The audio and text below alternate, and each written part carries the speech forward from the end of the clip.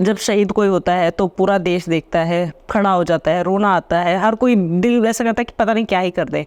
Movie तक नहीं देख पाते हैं, मूवी थिएटर में चल रही है पर पूरी ऑडियंस को बुरा लग रहा होता है, दिल दुख रहा होता है जब इतना कुछ हो रहा है।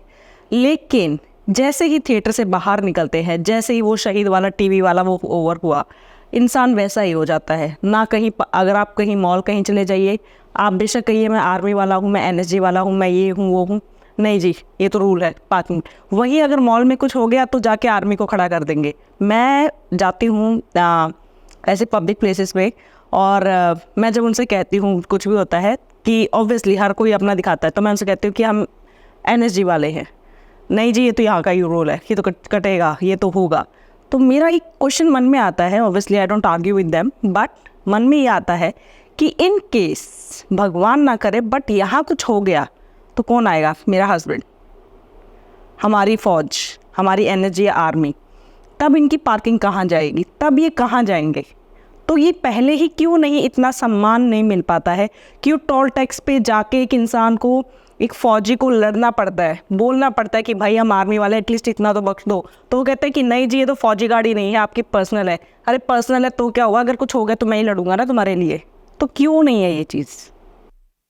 देखो एक नेशनल कल्चर भी होता है जी, कई सालों से बन के आ रहा है, बट ये बदलने की ज़रूरत तो होगी ना। बदलने की ज़रूरत है और नहीं भी है क्योंकि जो देश के लिए कुछ एक्स्ट्रा कर रहा है, बाकी सब देश कर रहे हैं, जो नर्स भी हैं, डॉक्टर भी हैं, इंडस्ट्रियलिस्ट है, जो सब्जी बेच रहा है, वो सब देश के लिए कुछ कर रहे हैं। जो फौजी है वो एक्स्ट्रा कर रहा है, एंड दैट एक्स्ट्रा हो सकता है कि उसको अपना जान देना पड़े, है ना, that is that extra. So extra के लिए रिकॉग्निशन चाहिए, तो वहां तक यस है।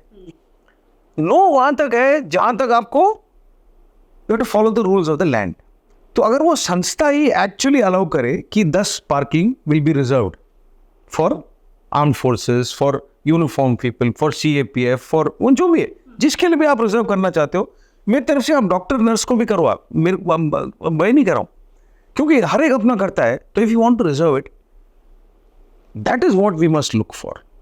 हम आमतौर पर हम सबसे बड़ा खराब लगता है जब ट्रेन पे अपने जवान छुट्टी जाते हैं, बड़ा खराब लगता है। बट हर आदमी वैसा नहीं है और हर संस्था वैसा नहीं है। आज सुबह मैं चेन्नई से आया हूँ प्लेन में आपसे बात करने के लिए। चेन्नई एयरपोर्ट में मैं सिविल ड्रेस में आया हूँ, जैसे आम लोग आते हैं, जो चेक इन काउंटर वाले नहीं, जो सिक्योरिटी में जब लास्ट में घुस रहे होते हैं प्लेन के अंदर, तब वो that lady who was sitting there, young girl, she told me sir I have seen you. I said, how have you seen me? She said, sir, you are in the army, you are a general. I said, no, I am not a general. मैं general था, मैं भी retired हूँ, मैं भी ex-man हूँ, veteran हूँ, I am not a general anymore. She said, sir, but you are a general. You served in the army, we are very proud of you. और फिर वो खड़ा होकर उसने सैल्यूट मारा मेरे को, बोला सर आप सबसे पहले आओ। जबरदस्त लगा। But can we make it a rule? I'm a little skeptical about this.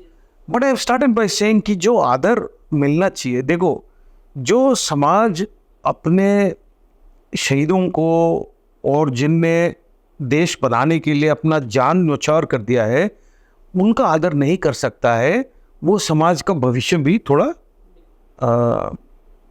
गड़बड़ में है। तो हमें वो सीखना चाहिए। तो दैट मच इज करेक्ट।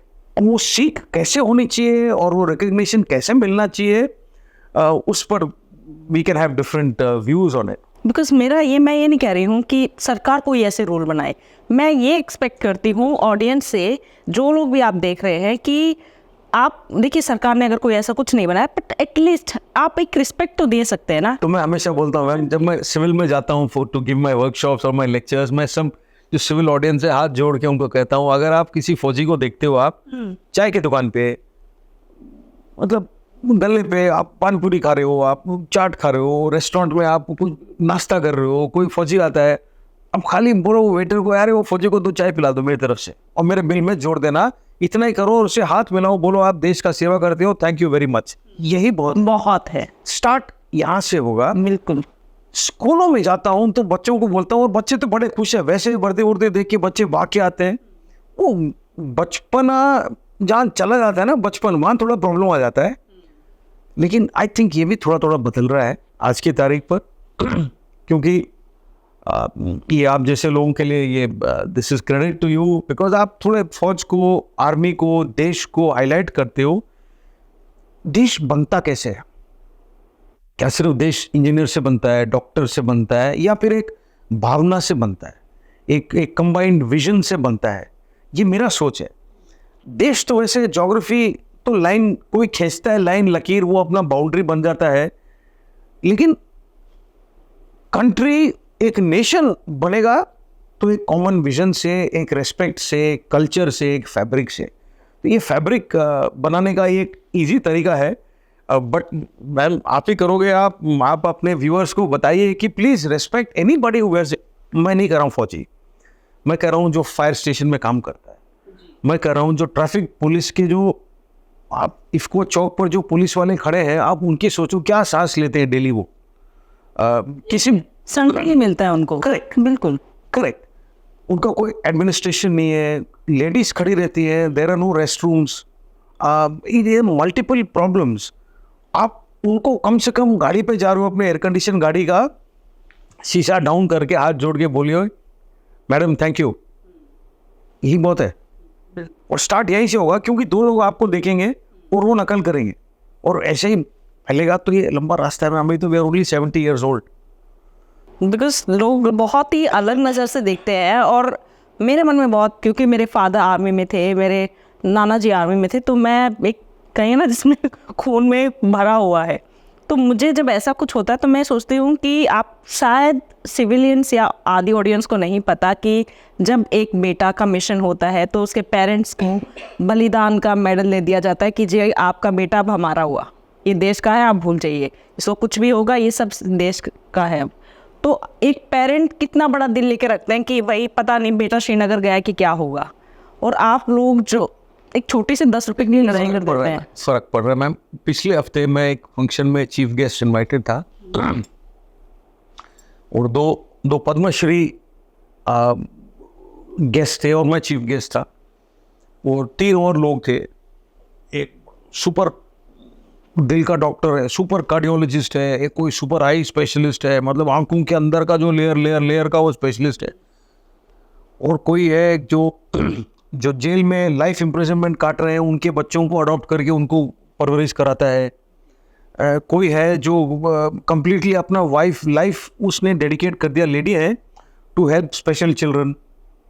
तो जब मेरी बारी आई बोलने, मैंने हाथ जोड़ के बोला, मेरे को आपने गलत इनवाइट कर दिया, क्योंकि मैं लायक नहीं हूँ, आई एम नॉट वर्दी।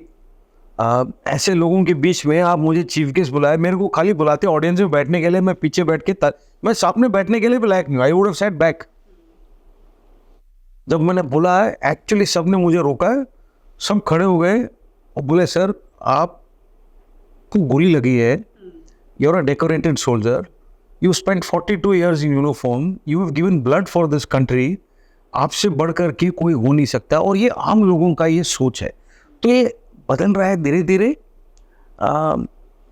कितना वक्त लगेगा ये तो हम पर है। हम जितना इसको रफ्तार से फैलाएंगे, जितने अच्छी तरीके से फैलाएंगे, हम इसको हक मांग के लेंगे तो मुश्किल आएगा। हम इसको एक राष्ट्रीय ज़रूरत मान के चलेंगे तो और इजी हो जाएगा। That's my view, and I think धीरे धीरे फैलाएंगे तो इट विल हैपन।